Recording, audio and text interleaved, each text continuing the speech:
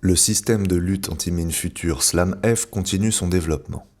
La partie sonar du dispositif fut présentée ce 4 février à la ministre de la Défense Florence Parly sur la base navale de Brest. Le dispositif poursuit l'objectif de moderniser les capacités de lutte contre les mines navales en permettant aux marins d'opérer à l'abri du danger. Plusieurs navires d'ancienne génération sont actuellement utilisés pour protéger les ports français ainsi que ceux de plusieurs de leurs alliés militaires. Je voulais savoir si nous avons déjà des navires qui sont en opération dans le monde concernant le déminage marin. Alors nous avons des moyens de déminage, amiral. Nous avons des moyens d'ancienne génération qui sont évidemment à l'œuvre en ce moment. Tout à fait, qui sont en opération parce qu'elles contribuent à la protection de la dissuasion. Donc elles sont déjà au large de Brest, dans la rade, en opération.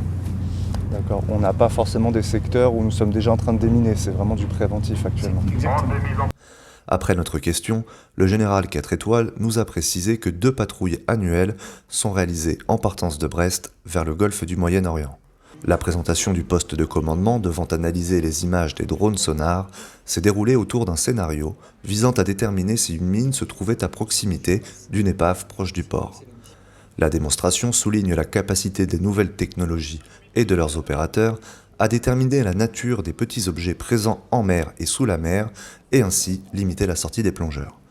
SLAM-F espère d'ailleurs innover en remplaçant les plongeurs démineurs par des drones. Plusieurs exercices impliquant la mise en place de mines en milieu réel ont déjà eu lieu pour tester les systèmes combinant les drones de surface et les drones sous-marins.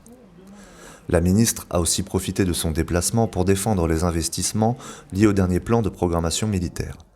En 7 ans, 295 milliards d'euros seront consacrés à la montée en puissance de l'armée française. La loi prévoit aussi la rénovation de nombreux équipements, dont les bâtiments d'hébergement de l'armée. En outre, la ministre s'est félicitée des nouveaux dispositifs de garde d'enfants à destination du personnel des armées. Concernant le système SLAM-F, une démonstration complète du dispositif sera organisée en mars, comprenant la mise à l'eau des drones. Je tenterai de m'y rendre pour vous en restituer les images et pour approfondir la présentation de cette technologie.